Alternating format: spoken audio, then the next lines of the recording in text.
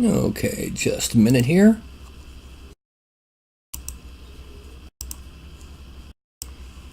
And presto. Hello, and welcome back to the show. Now tonight we're going to be doing, as the title down here says, we're going to be doing blend shapes, specifically high definition blend shapes. Now these are not something that can be done by everyone simply because the plugin that does it, at this time, it's only available for people that directly broker through Dash 3D. However, the end results, the morphs that I create through this, would be available if I was making them available. I will probably end up doing for some, like certain racial morphs need a bit more detail than the default base mesh has. Anyway, and of course we have a Carlton. Yeah. Oh. The other thing we're going to be doing, and what we're actually going to be doing first, is conformers. You hear that? We're going to be doing conformers. What do you think? Yeah? Okay, I'm going to put you down on the floor. Now, since I'm the only one currently watching according to these numbers down here, you're watching this after the fact, please don't forget to like, subscribe, and bell icon. And down in the description are various links, such as to my Thingiverse page, my Patreon. Yeah, please support my Patreon. Help me be able to do this, and keep my bills paid. Gumroad, which is where I put my for sale items, including, well, here in a couple days, once I've gotten the last couple needed surveys, the files for the epic enemies, which includes a PDF file with game stats. Yay. Anyway, my Thingiverse page, all of that's down there. As things stand right now, I am kind of in between. I've finished all of the work needed to do for the epic enemies. I've started work on what I'm gonna. I'm not sure what I'm gonna call it. I'm gonna try a couple names and check to make sure they're not already taken out there somewhere by some kind of tabletop related thing. But the tentative title right now is Cyber War. Basically just a set of figures that could be used for Cyberpunk, Shadowrun, GURP Cyberpunk, or any situation where you're playing a character that has good tech, or even in some cases just ordinary modern day people with guns, cyberware, gadgets, and even, well, drones. No fuzz. What do you think you're doing? Well, that was Carlton, so now we have to have Ralph. That's what you're doing, buddy. What do you think you're doing? Yeah. No. And of course, this is Shinju.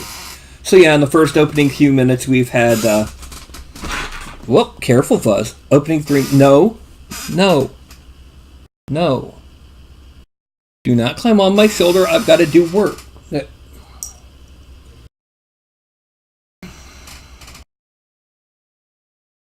What are you doing?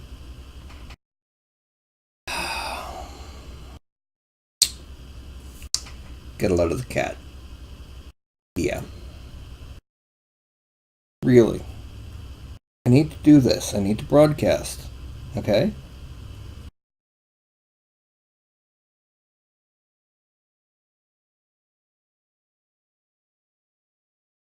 You probably can't hear it, but he's a little earthquake right now. That's a purring earthquake. You hear me, buddy? Okay, tell you what. Let's get you over here. Come on. Come on. Come on.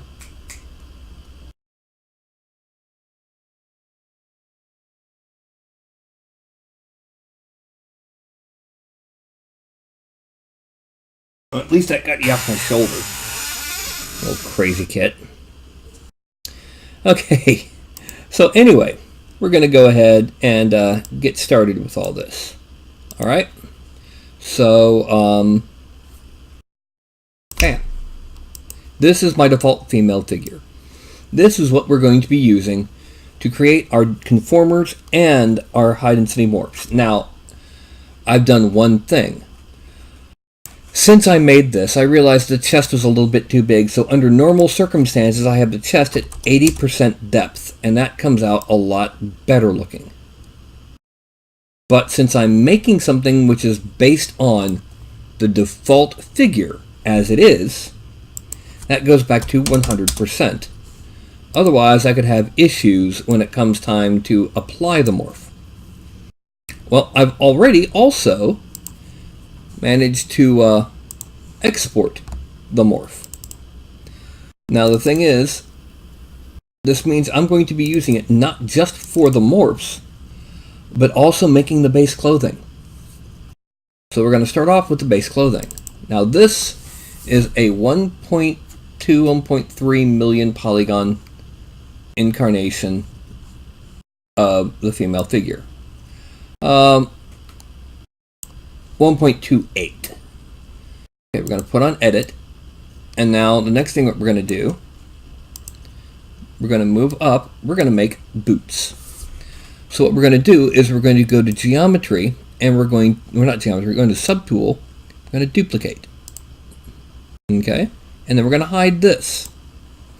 We're then going to deformation. Actually, let's not hide it. Let's make it visible, but with transparency on.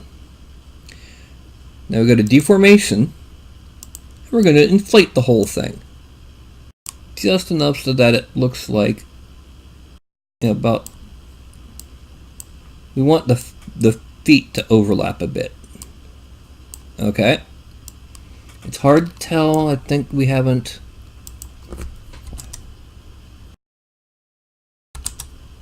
About there. Now, the next thing we're going to do is we're going to go to geometry. We're going to Dynamesh 1024. Dynamesh. Bing. Okay, now, I'm going to shrink the mouse a bit, and we're going to smooth out the entirety of the foot. Oh wait, before I do this, before I do either one, I'm going to hit X so that it's symmetrical. We want to make sure that it is and stays symmetrical. And we're also not going to go that high. We're only going to 256. Bing. Because we want this to be easy. Yes, Ralph.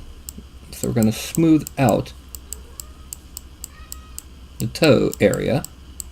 And you'll notice that this means that we're causing some areas to poke back out.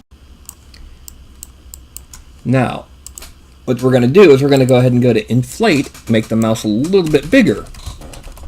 And then, using the Wacom, and making sure that lazy mouse is off, which it is, we're going to very gently inflate these areas until the toe is slightly bigger. And we're going to smooth it out and inflate. We're also going to inflate underneath the foot a lot. You'll see why here in just a minute.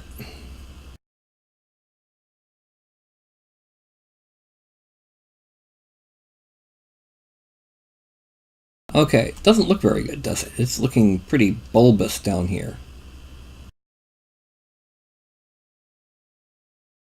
Now make sure that it's roughly even with the bottom of the foot, but not horrendously so, but goes much farther below. Then we're going to try to have our feet upright. To do this, we're going to go back to the main subtool, which, thanks to transparency, we can now easily see through this whole mess. And that's going to be about there. We're then going to switch back to being that one. And we're going to go to trim rectangle. I'm going to skip that note. Now before we do anything else, we're going to go back to geometry and we're going to subdivide it until it's around one more. Delete lower.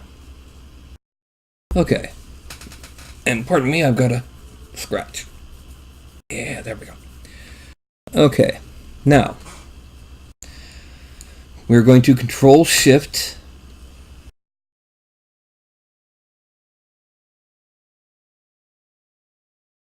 It's going to take a second, and there we go. We got the bottom of feet, bottom of boots. It's a little bit too close.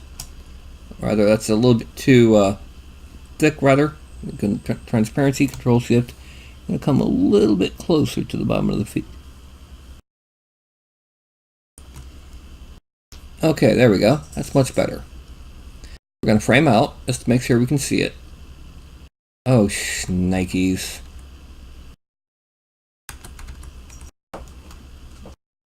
Alright, that didn't work. What happened? Why didn't it mirror the trim? It normally does. Right, how about this? Let's do this.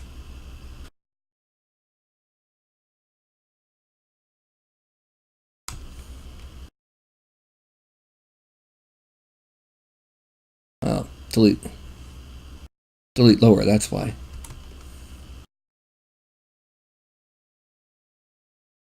It did not work. Okay. So what we're going to do instead, I'm going to start 3D Studio Max in the background while we're doing this. We'll do it the old-fashioned way. We're going to make one leg. So I'm going to turn off that. I'm also going to, well, let me trim off as much like this as I can. This is going to be just below knee length. Okay. Right about there. Frame. Okay, zoom out. And we're going to make sure we got the bottom of the foot done nice and flat. And we're going to Control Shift trim that. Okay, now we're going to turn off transparency. You see, it came out pretty nice. That's a boot. Just a boot. Now the thing is, we're going to be making two different kinds. Yes, you've heard me right. Two different kinds. This is for an actual boot. Okay, so what we're going to do from here is we're going to subdivide it a couple times. Actually, no, we don't want to do it there. We want to dynamesh it again, but this time at 512, just because that'll help us refine the edges. And we're going to Z-remesher. You notice it's completely nice covering. Now at Z-remesher, one thing that we're going to do, we go up here to where it has Z-remesher guide. We're going to shrink this down a bit. Control. We're gonna start drawing without pressing Control, and then we're going to press Control and go off. That doesn't work. But if we start pressing Control, no. All right, where was it? Shrink this down a bit more. We're going to start drawing it, and while still on it, hit Control. No. Start drawing, hit Control. What the hell?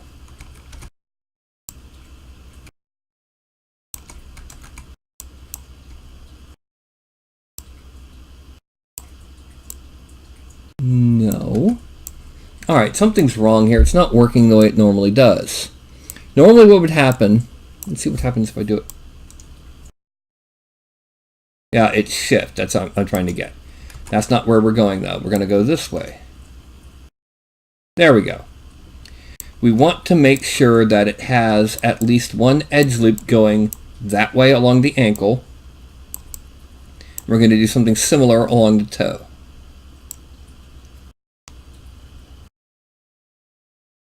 There.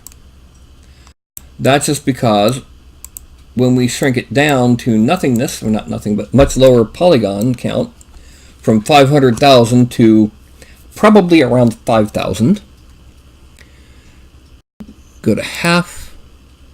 Curve strength is going to go to 100. We're going to turn off adapt. Z-remesher.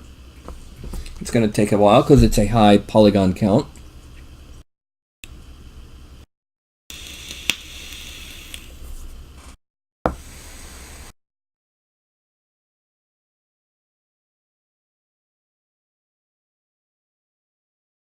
Okay, that takes us to 137. Let's go ahead and turn on these so we can see. We now have edge loops where those lines were. That's a good thing. That means that it's keeping where we want our groups.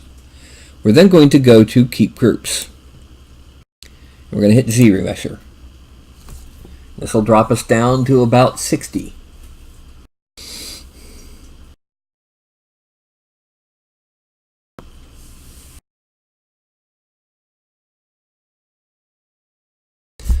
$63. We're going to hit it again. And we're going to keep doing this until we get low, really low.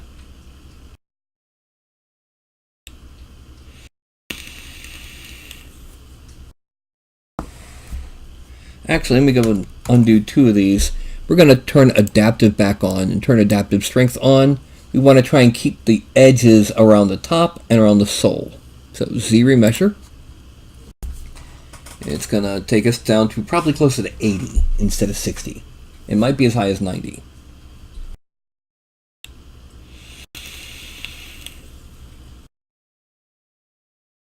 $68, good enough, but you'll notice that they're tighter lines up here at the top and around the sole than they are throughout the height. Now we're going to do it again and just keep doing this. And it's going to take less time each time we do it because it's got fewer polygons to calculate and reorganize. Okay, 35,000. And it's keeping that edge here a little bit better than it was previously. 19,000. Maybe two more and we'll have our boot. 12,000 and 8,000. That's still a bit high. One more. And one more. We want to go as low as we can while still keeping the overall shape. And at that point we went and lost our toes. We're going to go back to inflate. Just a little bit bigger, a little bit weaker, and just gently bring this up. Okay. Also going to smooth this just a little.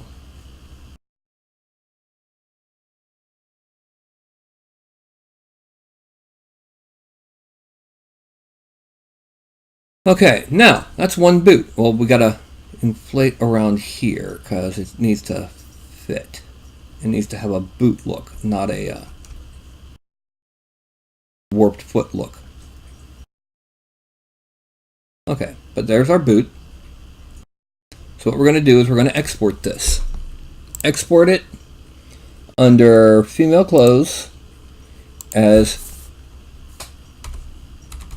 boot test. And remember I mentioned 3D Studio Max? Well, bang, it's good.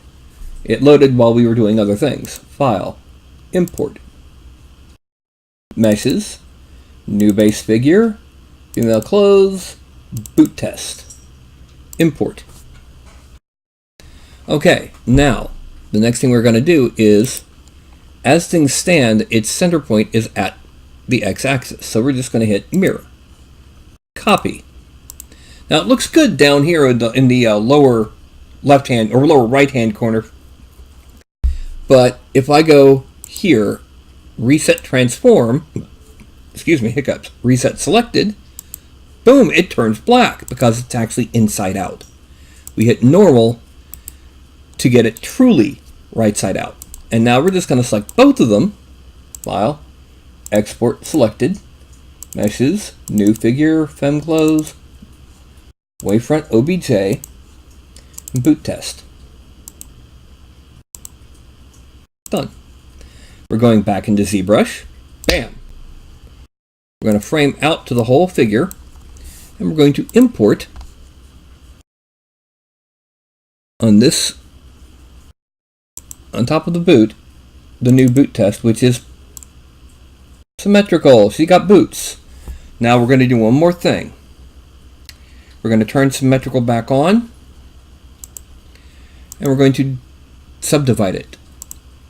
You may wonder why, but there's no reason not to explain. It's because we're going to be adding on wrinkles now or at least base wrinkles, so that we won't have to worry about it in, however long it is when we go in and actually do it. Turned on slash. We're going to go up to stroke and turn off lazy mouse and turn the sub down to 14. We're also going to turn on transparency so we can see where the toes and things are. Now, you're going to have definitely one here. One a little bit in front and one a little bit behind. We're going to have one at the ankle. So we're going to put one here and one here. And then there's going to be a pair on the back of the ankle. So we're going to put it here and here. Now we switch to add and drop it down to, let's make it 10. And we're basically going to sit there and draw on the peaks of the wrinkles.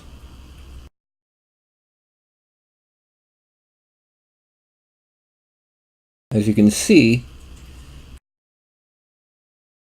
it adds so much more to the boots to actually have at least something here.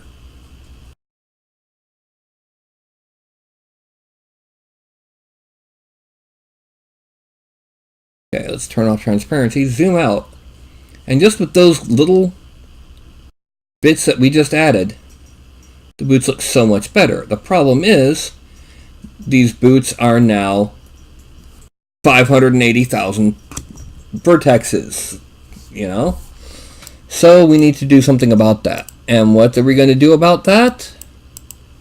We're going to Z-remesh.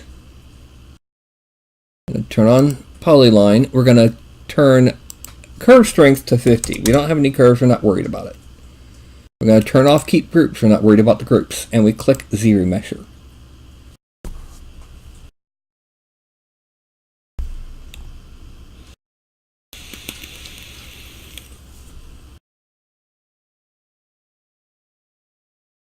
And this will bring us to about 280, 300,000, 271. Okay, we're going to do it again.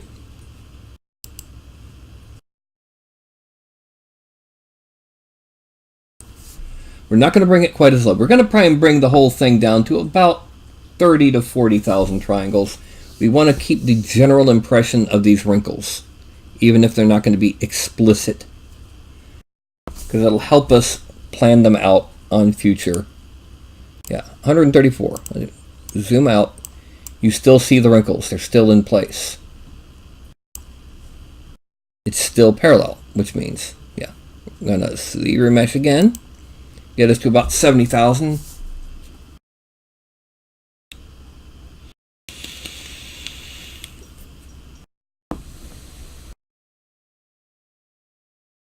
We want to make sure, yep, 69,938. I was pretty darn close. And one good half more will be good enough to keep the wrinkles pretty accurate while still giving us a bit less to work with. And then Z-remesher. Now the boots may look really, really thick-footed. Well, 39,000. No, we can do one more. I'm mostly concerned about the back wrinkles and just that there are wrinkles on the front. So we're going to give it one more. Z-remesh. Hello, 25,000. 24,000. Okay. All right, and they're there. Now we're going to export these as calf boots. Okay. And nobody said anything in the chat yet.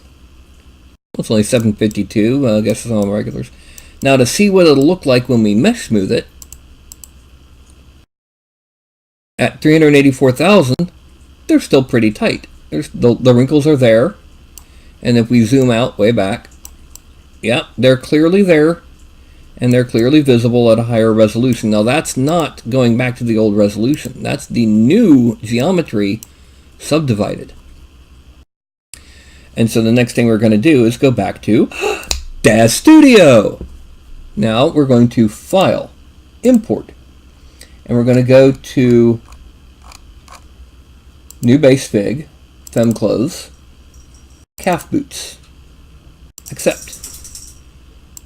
And there's our boots. Now you may notice they do look a little tall on the foot, and that's because the feet are going to sink into bases. You're going to end up sinking in. So now the next thing is that we got to make it conforming. So how do we do that? How do we make these boots conform? Well, if you look over here, you'll see an arrow, a picture of an opaque circle with an arrow pointing into a hollow circle. If you hover over it, it says click here to display the transfer utility dialog. Another option to go through is under, where is it under? It's under one of these. Anyway, I've got it over here. I click on it, select an item, new female figure, and then the calf boots. There are many options. We don't need to worry about it. The default is good enough. And then we just simply click accept. Now what happens when we bend the left foot or tilt it? Oh look, the boots actually follow. And if we bring it forward like this, yep, they not only follow, the wrinkles don't necessarily follow, but they widen on the back, which is good. And if we then go this way, you can see how the wrinkles are compressing and expanding along with the foot movement. Okay, so we're going to go ahead and select these calf boots. File, save as, support asset, figure and prop assets. And I'm putting these under female clothing. Boots, calf length. Product name, I use exclamation point miniatures in all lowercase when I'm doing files for this project. For something else I'd have a different product name, but for this it's miniatures. And just click accept. Now when I go to content library, new mini geo, female clothing, there's those calf length boots right there, the very first one. The next thing I'm going to do, I'm going to hide this. You'll notice it's capped at the top. That's good. But what I'm going to do next is I'm going to hide the female figure, file, export, their femme clothes, new foot, morphs. And this is going to be boot morph. Accept. Now, I'm going to delete lower resolution. I'm going to go with this with the boot test selected. Import morphs boot morph. Now, all you saw was you may have noticed that it went down to a lower resolution. But what we're going to do is a bit more important. We're going to smooth the top. Because what's going to happen is this is going to be how we're going to represent either shoes, because after we do this, we're going to basically top off, if we want to make shoes, or thigh highs by adding on a cuff up higher. And here we go, we got it smooth so it's fading into the legs. Once again, we're going to export this as boots smooth. We're going to add in. Okay, now we go back to Dash Studio. Let's make the figure visible again. And under calf boots, there's a picture of a muscle doing this. That's Morph Loader. Choose Morph Files. Femme Clothes, Morphs, Boots Smoothed. Now we've got to open it up because we want to change the property group for one. Create. Adjustments. Accept. We're going to increase the delta tolerance from 0.001 to 0.0001. A little bit more precision. And reverse deformations, no. Accept. Okay, now we go up here to adjustments And look, there's our boot smooth. We're going to change the minimum to 0. Okay? And now when we go up to 100%, they smooth into the calves. And then we can use this, export it, and smooth out the edge when you export it in. And that's a whole lot of footwork done. No pun intended.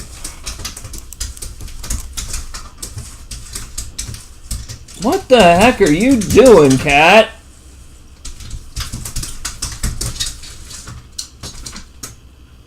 Fuzzbutt? Going on a tap dance on the window out there. Okay, so now to make sure that we keep this morph, we go to File, Save As, Support Asset. Right below Figure Prop Assets is Morph Assets. Once again, we save it to !miniatures. Under Properties, we click the down arrow. We see there's an option for adjustments, and there's one option there, Boots Smooth. And we click Accept. And now, we have boots. I select them and delete. Now we go for the female figure, go to Content Library, and in the clothing, there's the boots, calf length. I select them. There's the boots. I go to Parameters, and oh look, there's boots smoothed.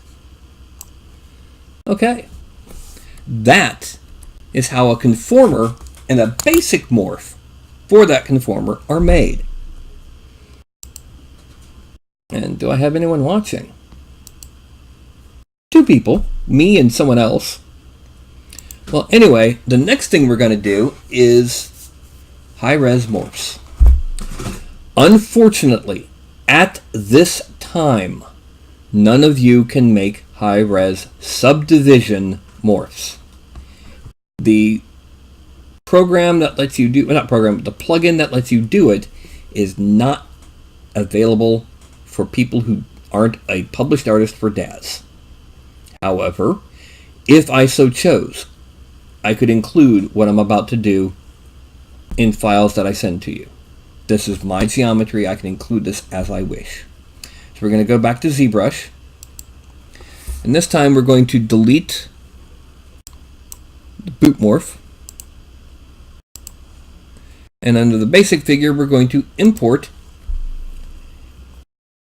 them morphs, HD morphs, 3x sub D. What that does, instead of, this brings us to our 1.281 million. Looks smooth. Now, whatever we do here, we cannot do anything that changes the number of polygons or vertexes. There is a problem if we do, and we're going to hit X, because what we're going to do is going to affect both sides. Now, since these are going to be cybernetic arms that we're going to be drawing on, there's going to be one for the right, one for the left, but they need to look identical, but separate. So we go to Morph Target, which is under Tool. And you'll see the very first thing, the only thing you can select at this point in time is Store MT, Store Morph Target. What a morph is, the vertexes that make up the geometry. Let's zoom in super close right here so you can see the individual polygons a little bit easier. I'm going to turn on the computer. On a normal morph, the computer keeps track of each of these vertexes, its position. A morph will include information telling the computer how far and in what direction does a given vertex move when you apply the morph.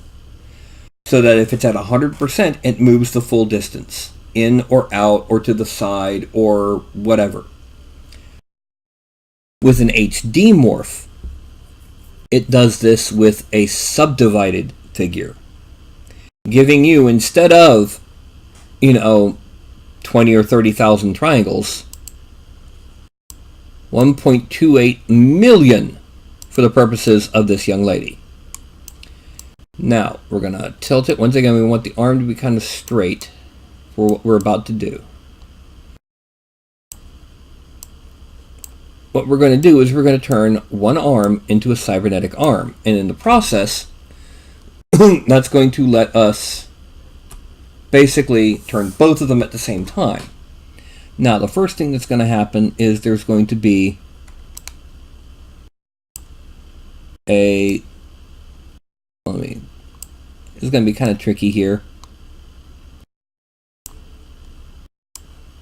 A rim, so to speak.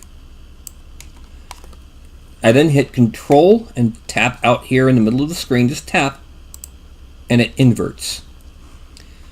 Now I go back down to masking, and that's good enough. I'll go to deformation, and I'm going to inflate it. And then draw, and with blur drop down a bit, I just kind of smooth out the top and bottom just a little bit so it's not as zigzag. It's not as visibly zigzag, I should say.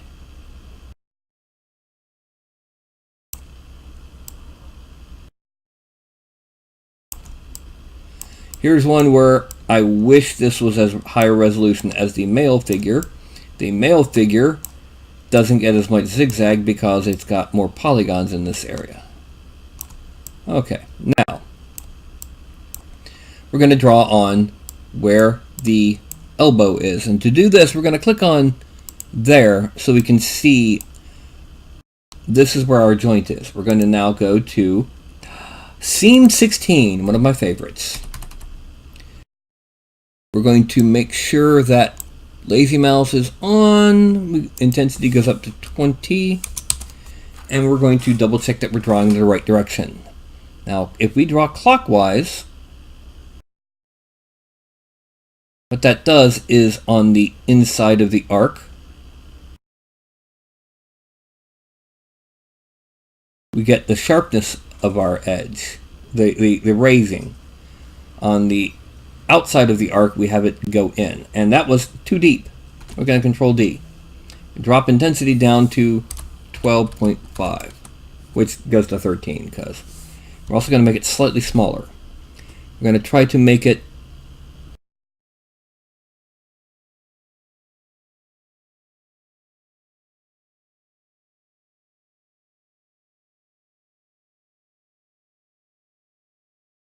like that. Okay, let's turn this off because we don't need it. Come to think of it, that's too small still. That's too small. So let's drop it. Let's bring it back to 20. But we're going to make the overall mouse a bit larger. Turning it on just for this, so we can.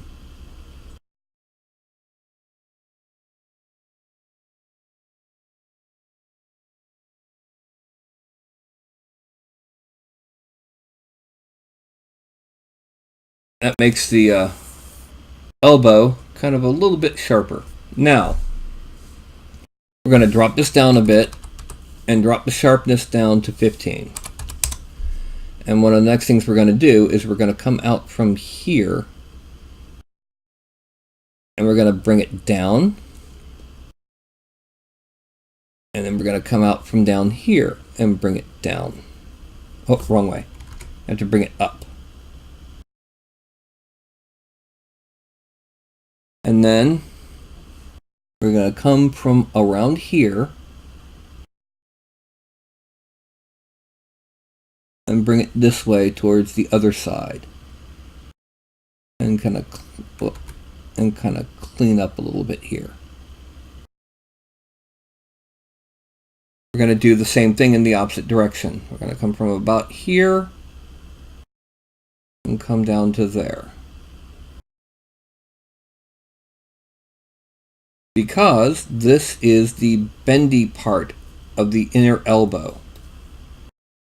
So we want to be able, after we bring this into ZBrush to do full detailing, we want to be able to add in ridges to show how it's going. We're also going to smooth out, well, let's bring the smooth back to 100. We're going to smooth out just on this side. Just right about here. We don't want to try and get that edge. If we do, we hit Control Z. Because what we're trying to do, we're trying to emphasize how the inside of this part of the elbow is the inside of this part of the elbow literally is inside. Okay. Now, the next thing we're going to do is we're going to add some details to this upper arm. We're going to move to dam standard. And we're going to bring that lazy mouse to 40. We're going to check to see how this works. Okay. That's to represent, actually let's make it just a little bit bigger and a little bit stronger. Let's make it 40. This is the grooves between plates that meet each other with neither one being over top. Okay. When we want to represent something one side being over, we use seam 16. And what we're going to do here is we're going to come up. Oh, wrong way. We're going to come down, over, and down. We're then going to come up here.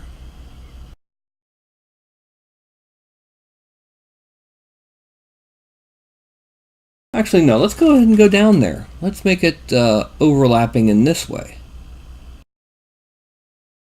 Okay. And here we can come, we can come up from here because we've got to. There. And then there. So our upper arm has some basic detailing. Let's go ahead and add in what we added in on the male that you haven't seen yet. And it's going to involve dam standard. I'm going to shrink it a little bit and drop this down to 30. And then we're just going to first one down the middle.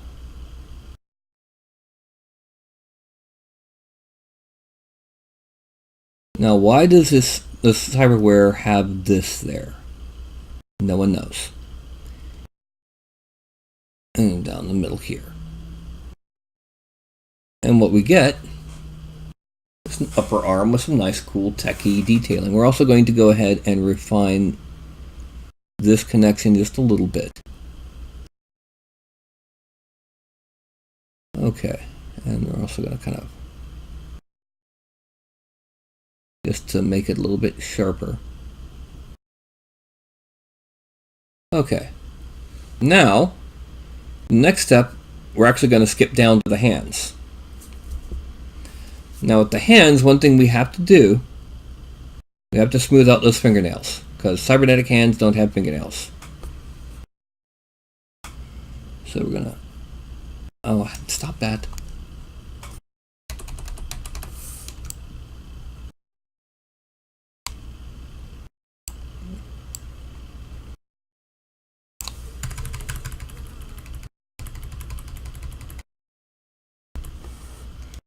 Okay, so we're going to smooth it out some more.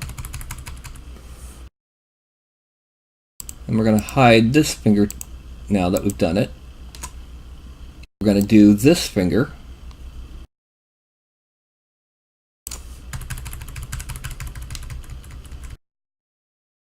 Okay, we're going to now hide it. Now we're going to hide this finger, or not hide, but we're going to smooth this finger.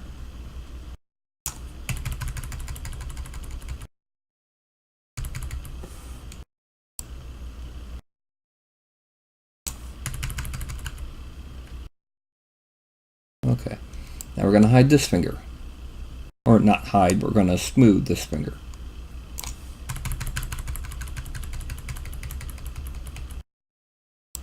You notice that there's an issue there. I'm going to zoom in, shrink it a little bit more, and smooth out the finger nail.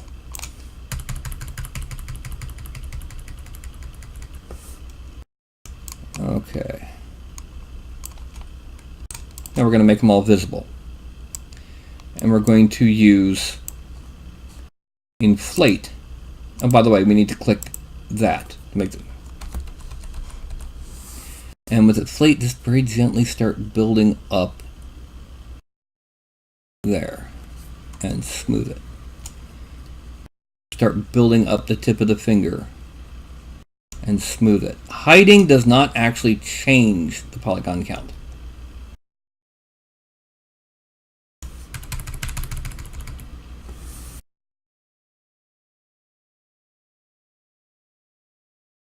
Okay, let's go ahead and hide the fingers.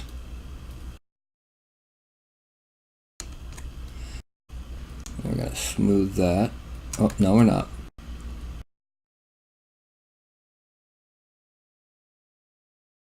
Going to smooth where it meets. Like here. And inflate around.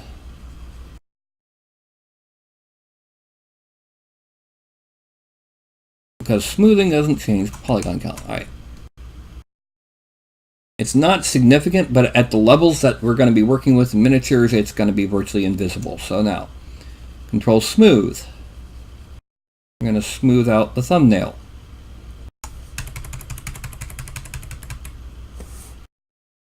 Okay, and then we're going to inflate it to build it back up to make the finger thicker again. And smooth it just one time just to kind of get that. Okay, frame out. Time to make our hands. Now what we're going to do for these hands,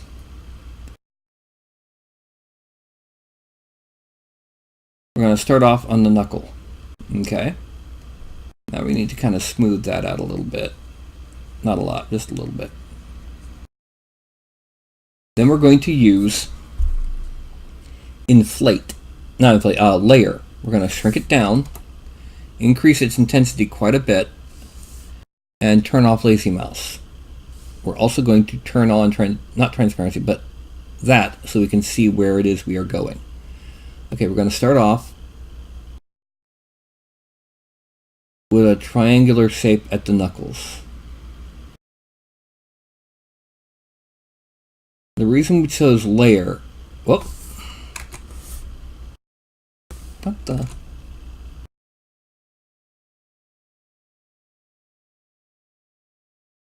Why can't I do anything there? Alright, let's open up this, go to auto masking,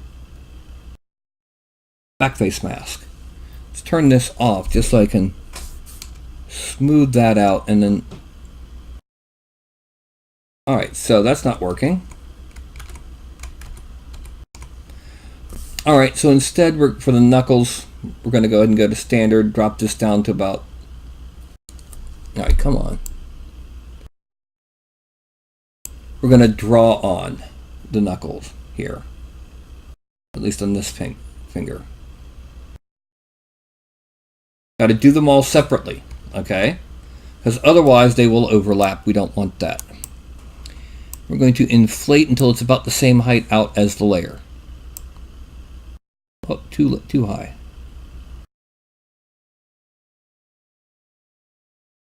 About 3.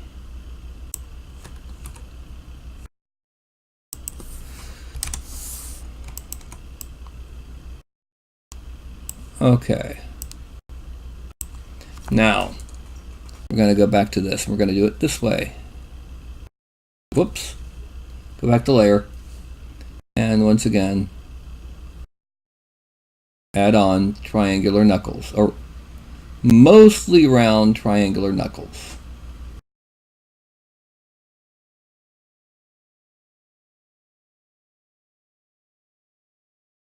Okay.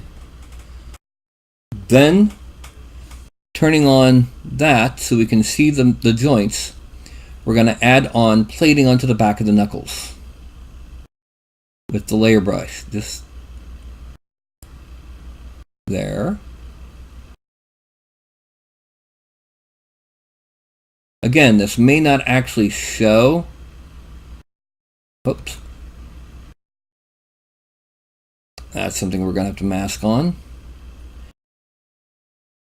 May not actually show when it comes time for actually doing everything, but when it comes time to print it, but it's there And if they happen to be done at a higher res than we were expecting, well, yay. And that was a mistake, because never take your mouse off the work, because it will end your stroke. And in the case of layer,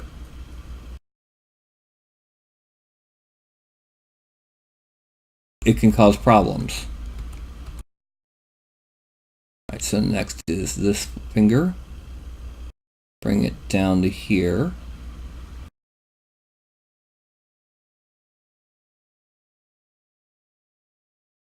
And then this finger.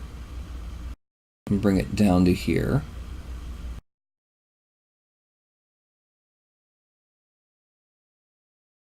And then finally, let's hide this finger before we do the other one. This one.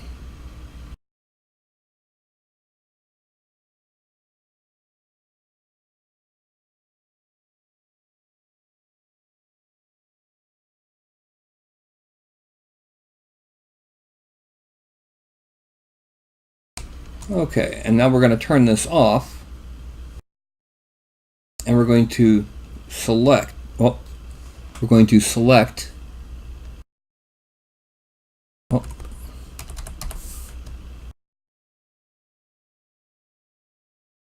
the tip. We're going to do the same thing with this that we did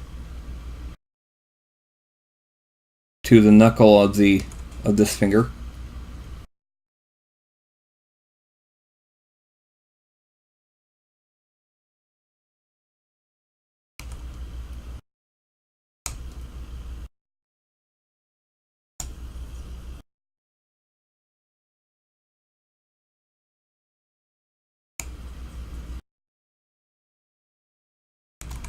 And then the thumb, just in case.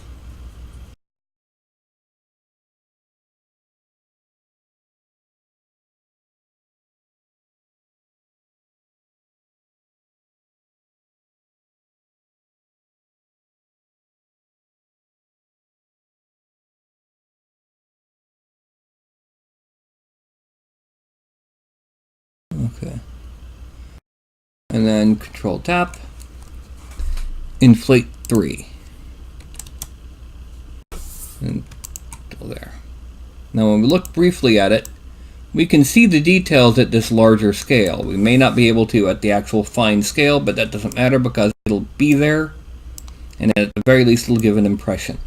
And the next thing we're going to do, once again using layer, we're going to add on, well, let's make it bigger. Add on the thumb bits. Okay. And then here.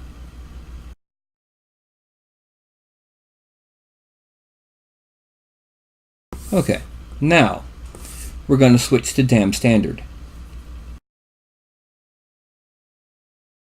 And here we're going to draw from the knuckles.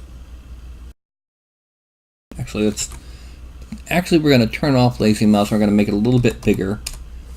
We're going to draw from the knuckles across where they meet the palm of the hand.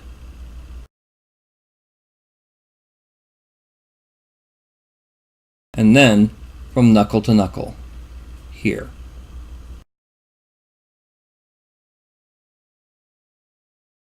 Finally, we're going to come around from this plate to there. Bring it in. And then we're going to draw across this way. We're going to get back to it in a second. Down to here. And then here to there. Not every figure will have this visible. Oh, wait. We're now going to come actually loop down here. And we're going to loop down here. Not every figure will have it visible, but we're now going to loop around. Actually, let's use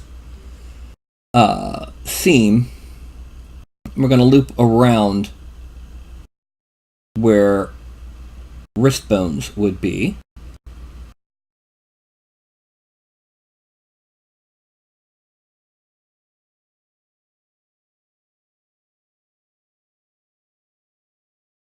Okay, and then actually we're going to come around so that the hands are on the inside of this.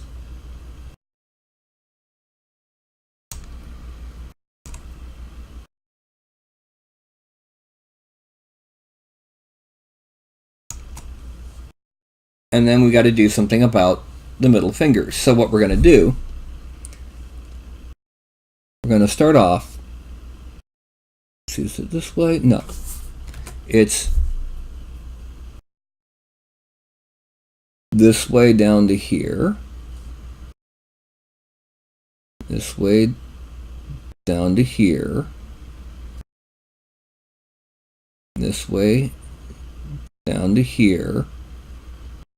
And this way down to there. We're then going to come up very gently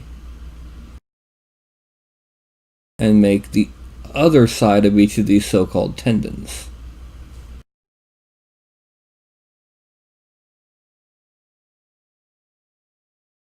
Okay.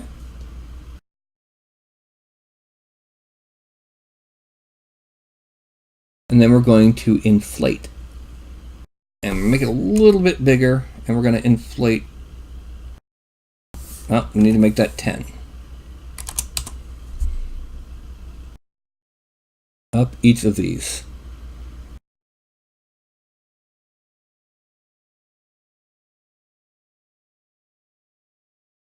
Okay, now the hands are done. We have the forearms left to detail for the purposes of making basic cybernetic arms. Okay, and that's again going to be done with a combination of seam 16 and dam standard, with maybe a couple other bits and pieces. So we're going to start off here. It's going to come from here down to there, and a similar thing here, but it's going to come up from here because I've got to keep the edge towards the back of the forearm. Okay, now we're going to come down this way and then back up. I'll give an excuse for the arc there. And then down here and up here. Okay, the next thing is going to come this way.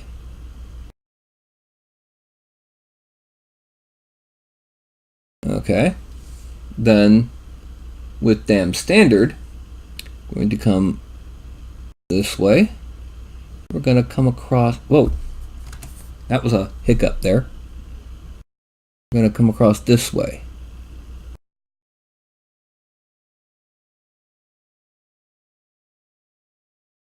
And we're going to come down this straight down because it's butted plates there, not overlapping. Okay, now let's frame out.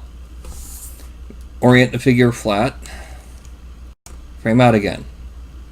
Now this is just basic cybernetics. Okay? I'm putting aside the tablet for right now. Now, what are we going to do to make them split up between right and left? And the answer is the morph brush. We're going to make this big. We're going to make it extremely tight focus. Now watch this. Turn off X. Actually, one thing we need to do just to make sure, 100%. Okay. There we go. Loop around and we see that the arm is on the back, also normal. So now we're going to export this as our arm cyber 3x. That's because it's the right arm that's cybernetic, and it's 3 times normal subdivision. I hit Control Z, we get the arm back, and now we do it over here. The morph is basically returning it to where it was when we first loaded it. And this is going to be export L arm cyber 3x. Okay, now we're going to cut over to DAZ Studio. Now you'll notice that under render subdivision level here, I have it set to 3. Well, I go over here, Morph Loader Pro. I'm going to choose Morph Files. And it's going to go under FemMorphs, HD Morphs. I'm going to select both of them. Accept. Okay, now under the right arm, we're going to change the property group, we're going to create it, and we're going to call it Adjustments. We're going to select all XV. Accept. We're then going to change delta tolerance to 0.001. And morph subdivision, you notice where I got right here, it says no. We're going to double click it and it opens up. We right click and select yes. Select build resolution, double click it, and it's an entry. We enter 3. Now, left arm, same as before. Create. We've already got adjustments, accept. Delta tolerance 0001. Morph subdivision, yes. 3. Oh no, not 9, 3. And accept. It's going to take a while because it's got to do a lot of calculations with subpolygon implements.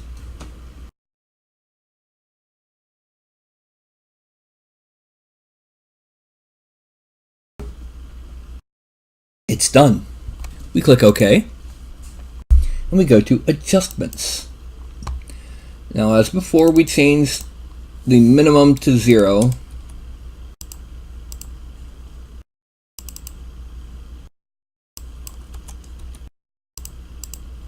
And now, when we go to right arm 100% on cyber, bing! We have our basic cybernetics. If we wanted a heavy super cyborg, you know, like if we went and we wanted to make this a troll, you know, we wanted the cyborgs to be a bit heavier than the standard, well, all we would do is we would also export a version without the cybernetics and use that to extrude out heavier plates that would fit on top. This way we don't have to make every plate, every detail. The basics are there. Now, File, Export, not Export, File, Save As, Support Asset, Morph Assets, exclamation point, Miniatures, right click next to New Female Figure, and this one has races and adjustments, but we just want the ones in Adjustments here. Accept. Now, we go to File, New, Content Library, New Female Geo. Now you notice that her default has that less deep chest and a closed face, a closed mouth, etc. But it doesn't look as detailed. Well, why is that? Oh yeah, mesh resolution. Subdivision level needs to be 3 to have the best possible effect. Now, one, it's at 0, it's just kind of, it's there. Or actually, that's not it. At 1, it's almost not even there. This is what you would get from ultra low res. At 1, it's there, but you can kind of see it. At 2, it's sharper, and at 3, it's sharper still. Not to be confused with the sharper image catalog. And even as we're pivoting it around, you can see it. So now we're just going to drop this back down to 1. And we're going to turn off Cyber. Okay. And now we've got to pop to here just long enough because I got to do a few things here. But restore figure. Restore figure. Anyway, what's going to happen next is entirely up to you. Simply because I don't know if you are actually here. As word asset, figure prop assets, new female Geo. Yes. New female Geo has nothing to do with a new Neo Geo.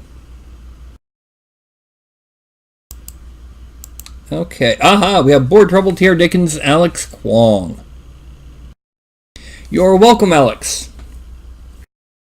What I was making was I showed how I make conforming figures like the boots that I was making for the female figure and a morph to make a cybernetic hand. Now, anytime that I load up Daz Studio, I can use that dial to conjure up a cybernetic arm, left or right.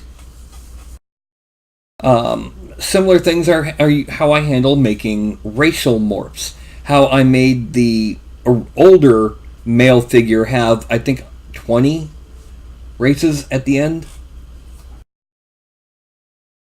Anyway, it's not... Well, it can't be a lot of work, Board Trouble. I mean, I was barely halfway through the show and I was done.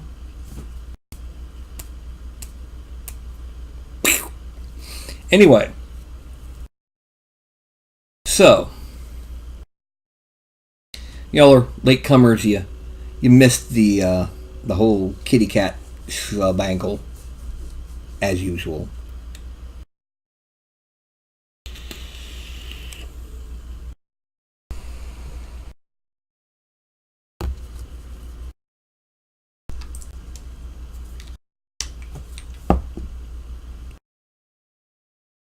Ah.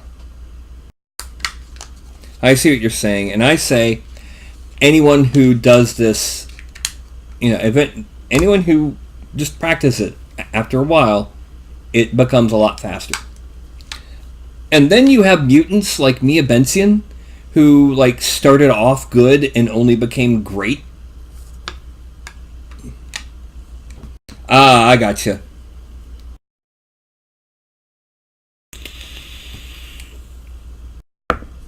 T.R. Dickens, there's no reason not to. There's at least 2 decent free sculpting programs.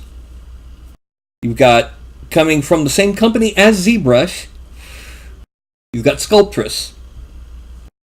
The thing about Sculptress is, as you sculpt, where it needs more geometry, it subdivides as you're sculpting.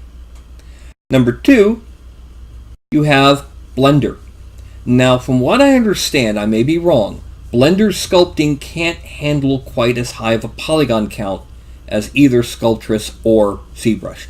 ZBrush does some kind of black magic trickery. Still haven't figured it out. That lets you have a single 20 million polygon figure and have it have the same speed of motion in turning it and twisting it that 3D Studio Max, a $3,500 program, has with 1 million. Now, Max, if that 1 million, if that 20 million is 21 million figures, it's a little bit easier on Max. But if it's 120 million, it's like chugga chugga chugga chugga chugga chugga chugga chugga chugga chugga chugga chugga chugga chugga chugga choo choo. So anyway, that was just a very basic, very quick overview on how I make the conforming. I made the boots for the figure. Over the next few weeks, I'm going to be making baggy pants and a few other things. Okay, if you've already got Blender and you already know how to use it, try it. Practice sculpting. What I did is I made my own original geometry figures. You see me pull them up every show. And I then rigged them in DAZ Studio. You can rig them in Blender. I pose it, and then I get it ready for sculpting. You can do that. You can pose it in Blender, and then bring it into the sculpting side of Blender, and get to work on turning it into a super detailed, super badassery. You know, that sort of thing. There are programs that are not good for doing miniatures of any kind. Well, not of any kind. Any good at doing fully organic miniatures. And like Fusion 360, no. You can make Space Marine armor pretty darn good. But you're not going to make the half-rotting corpse of an undead thing. It's not going to work. You want to make an Umber Hulk in Fusion 360 or AutoCAD, you're going to end up with what looks like a Robo Umber Hulk. Anyway, it is 8:40. Hour and 10 minutes in. And I see someone is sound asleep and dreaming. Oh. No, she just, oh, sweetie.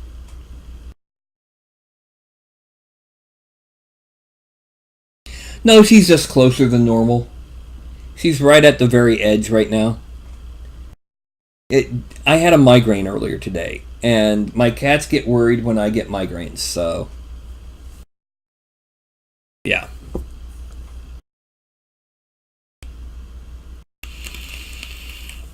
And this is just a towel, but every so often, when there's too much shit fur, we give her a new towel. Well, first we fold it in half. We take credit, or not credit, we take advice from Big Hero 6. Front to back, back to front, inside out, and wrap around. Yeah. Anyway, if you know what that's referring to, good on you. If you don't, go watch Big Hero 6. It's fun, it's entertaining, it is superheroes, and they are from Marvel, but you have never heard of them. And it's nothing like the actual Marvel comic it's based on, which is a lot different.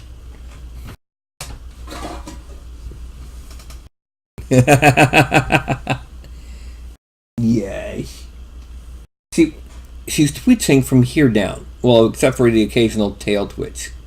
But when they're twitching from here down, that's usually because they're in a good mood. They're having happy dreams. Yes, baby girl.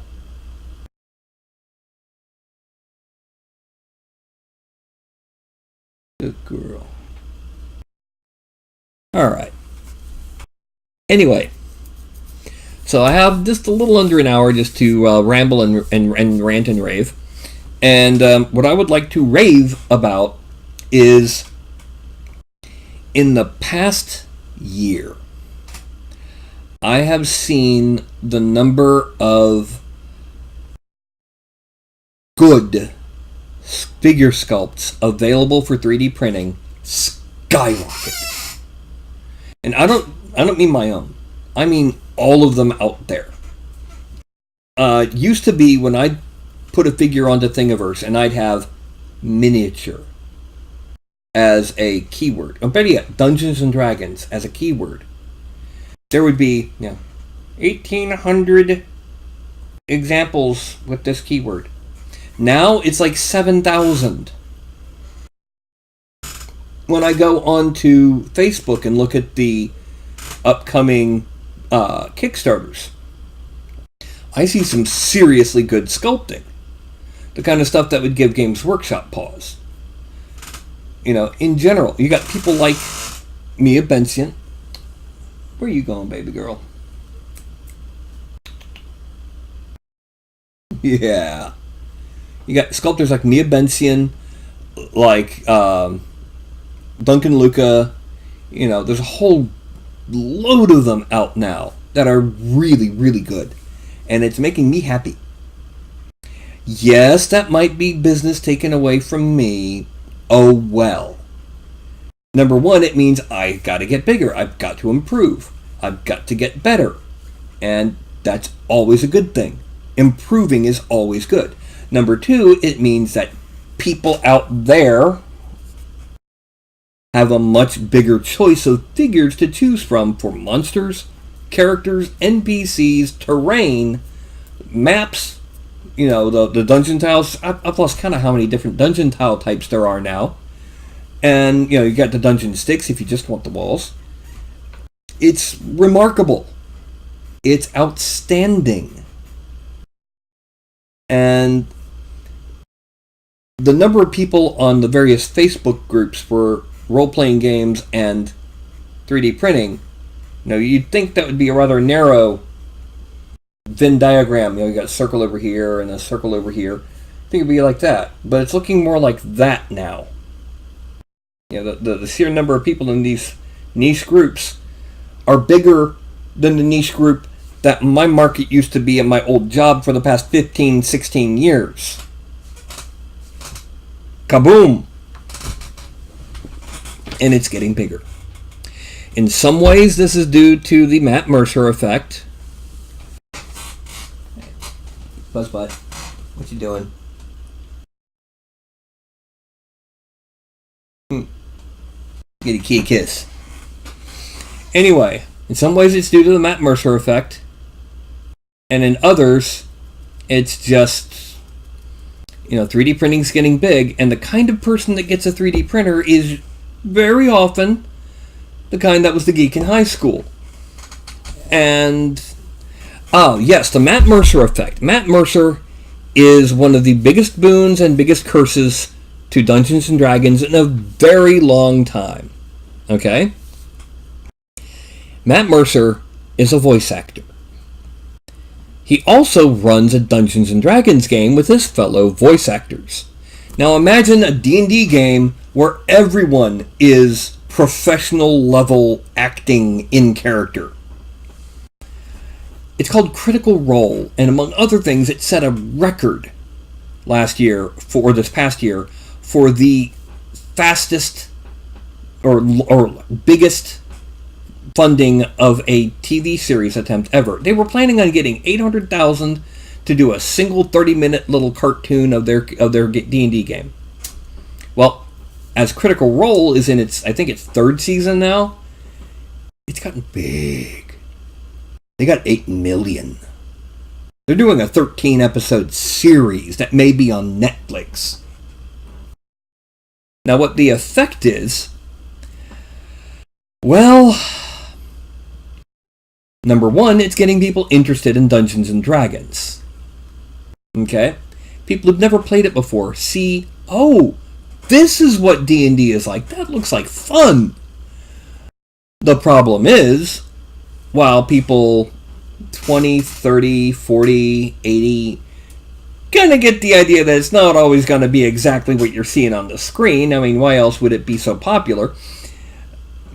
And not everyone can act.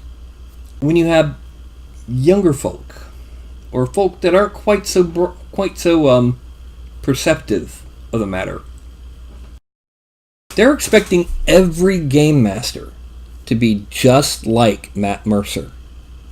They're expecting to play a character that's just like one of the ones they see on Critical Role.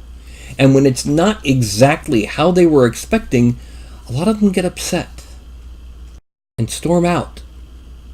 We haven't seen any of the extreme of get upset and storm out at our friendly local game store, Filgs. FLGS, Filgs, friendly local game store. But I have seen some that were a little disappointed, but I actually heard one kid go, "This isn't like Critical Role."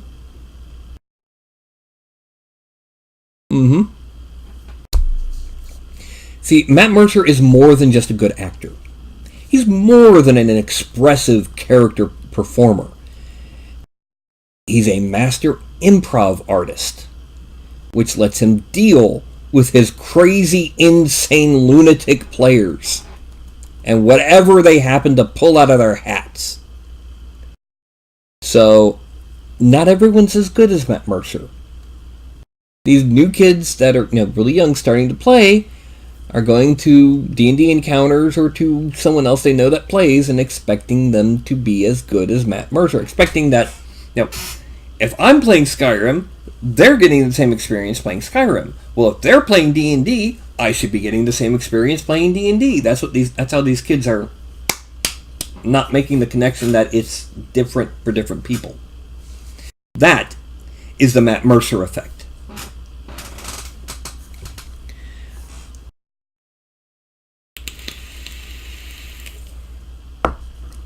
I've seen 4 explosions of D&D popularity in the time that I've been playing. Okay. The first was, it's going to sound stupid, the Satanic Panic. You'd think that something at an event that almost threatened the entire survival of the game system would have not been good. But in truth, I knew a lot more people who had never even heard of D&D until the Satanic Panic. It's the old bit about not all publicity is, even bad publicity is good publicity. That was the first big boom that I saw. And that was in the early to mid 80s. I was part of that boom. The second boom wasn't necessarily for D&D, but was for role-playing as a whole. And that was Vampire. When White Wolf came up with the World of Darkness, before then, even the most bizarre games were still aimed at the standard role-playing gamer. They were marketed in that direction, they were put in those stores, they were aimed at those people. With the World of Darkness, Vampire, Werewolf, Mage, Changeling, all of those games, they were aimed at a different subculture. The Goth. Goths loved it, especially the live action, the LARP for Vampire. And yes, there was some bleed over back and forth.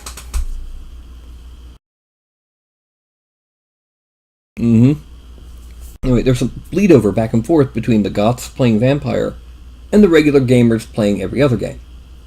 So it eventually did kind of help. But at the time, we were in 2nd edition D&D, which had some flaws. Had some serious flaws. And there was a lot of elegance to it, but there were a lot of flaws. For example, the fact that there were no flaws. No character flaws. No character advantages. Nothing that current editions would see as feats. They did eventually develop them with the player's options books and also with what are called kits, where it's a set of bonuses and advantages that fit a certain archetype of that overall character class, like the Swashbuckler, the Blade Singer, which was a fighter mage for elves, and so on and so forth. The third major boom was 3.5/3rd ed, that entire area, because of the concept of the open gaming license. And hello, Carlton.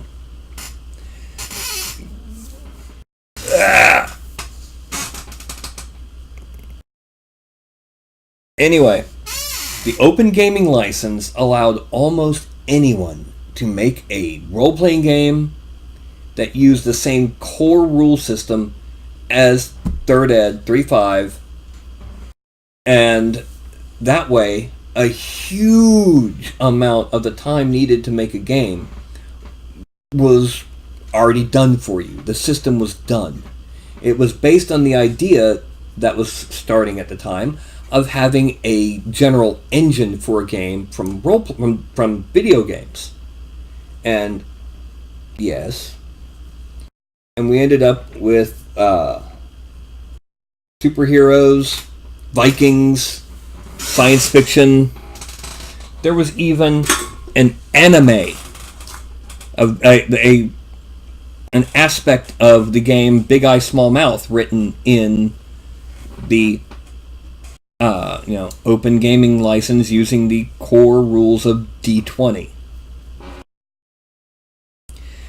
Well, that kind of faded after a while, after they realized that the system was pretty solid, but it could be easily broken, and it didn't fit every genre.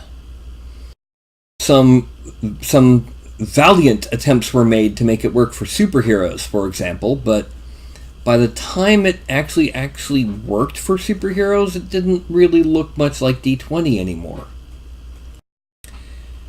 And then now, with the Matt Mercer effect, with YouTube being more popular than almost any TV channel out there, we're having our fourth boom. And it happens to coincide with what I think is possibly the best edition yet of D&D.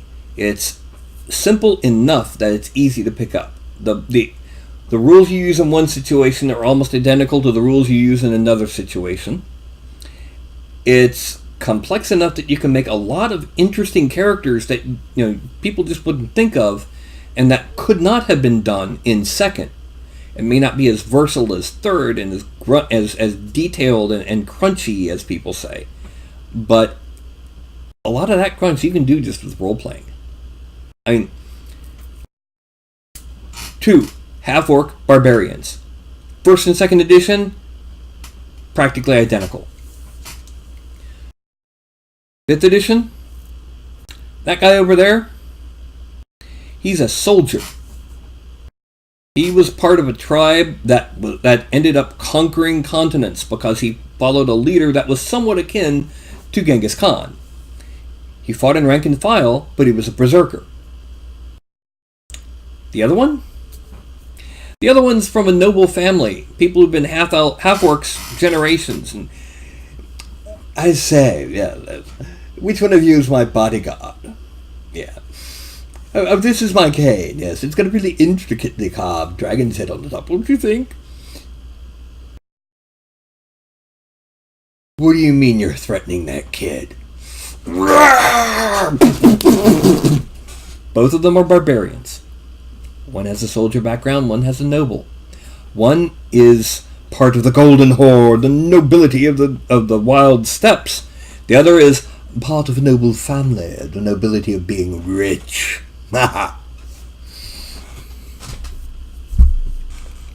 So yeah, right now, if the Matt Mercer effect had started with 4th edition, because YouTube was there during 4th edition, during there to the end of 3rd. But if Matt Mercer effect had hit during 4th edition, we would not be seeing what we're seeing, because 4th edition wasn't a role-playing game. It was a tabletop war game and MMO mixed together, and all of the flavor was gone. It wasn't D&D. And your fighter and his rogue were practically identical. At a certain level, you all had a way to teleport 30 feet. You all had a way to move someone else 10 feet. You all had a way to do automatic crit. There was no flavor no matter what they claimed. Remove all of the names and descriptive text, and every character was practically the same. It was even the mages. The mages lost almost all of their classic spells and had them replaced with, these. Yeah. So yeah, 5th edition, coming about when it did, mixed with the Matt Mercer effect, ended up with a perfect storm for the biggest positive public attention Dungeons & Dragons has ever had. I mean, when you consider that, alright, a pro wrestler makes a joke about, I don't play D&D. And an actor on the cover of Men's Health that's cut as all get out goes, I do. Physical trainer, I do. The Big Show from WWE, I do. You've got big name stars, Vin Diesel, saying, yeah, I not only play D&D, I run it for the cast and crew on my movies. Vin Diesel hired, what's her name, to play the Elemental, Dame Judith Anders or Dame Judi Dench, one of the two, whichever one it was, just so that he could try and convince her to join his D&D game. Can you imagine convincing a knighted actress to join your D&D game by telling her it's just like improvisational acting and storytelling combined, with a little bit of dice to help you figure out what happens next. Really, that's what it is. And hello, welcome back, Carlton. Anyway, that was my rant and rave for right now. It's now 9 o'clock. And this is a Carlton. Squeechy, squeechy. Like I said, they were a little worried about me this morning because I had migraines. Whenever there's a major change in weather, I get migraines. I had a migraine last night before D&D, and I had one this morning when I got up. I will probably have another one on Monday or Sunday, because we're going from 98 degrees to 73 degrees. Kaboom.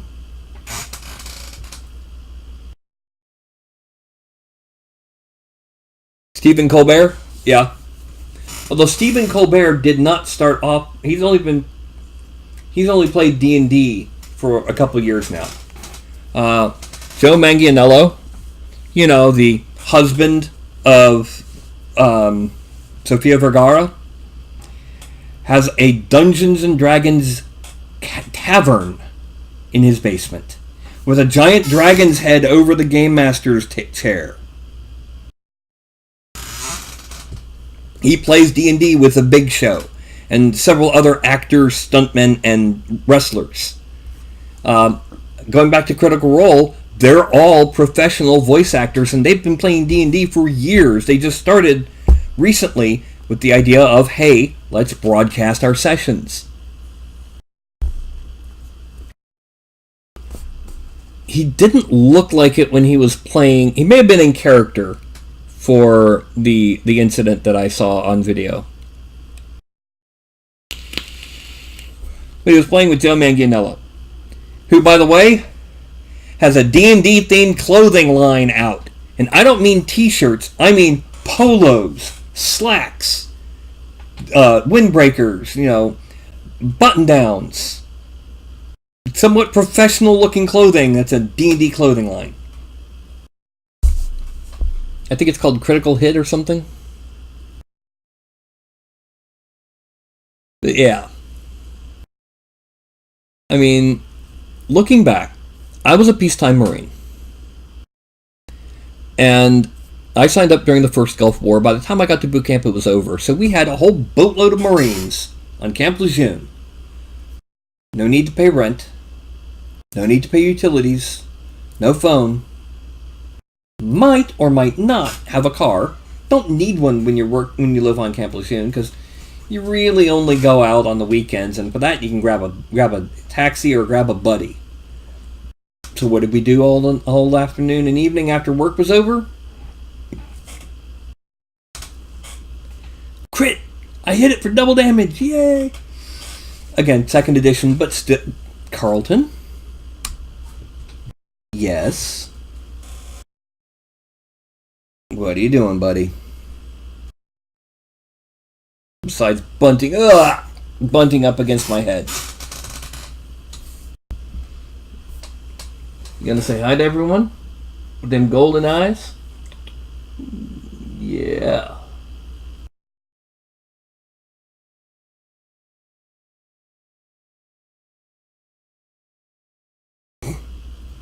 Yeah. This is what happens when you raise your cats right. Also, when you're holding a cat, hold him so that he feels like he could jump down at any moment. If you're trying to grab him, well, except for Carlton, if you're trying to grab them, they don't like staying up there. But if you're just a shelf for them to rest on, yeah. Isn't that right? Okay. Well, it's down to two people. It's just you and me, board trouble. So I'm going to go ahead and I'm going to call it for tonight. I'm going to go ahead and do my usual 5, 4, 3, 2, 1, blah, and then call it a night. By the way, I'm probably going to be getting a new chair soon. And look at this. Okay. So that's going to be 5, 4, 3, 2, and a 1. And the Sonia and his tutu, what are we going to do? I do not know. Good night to everybody.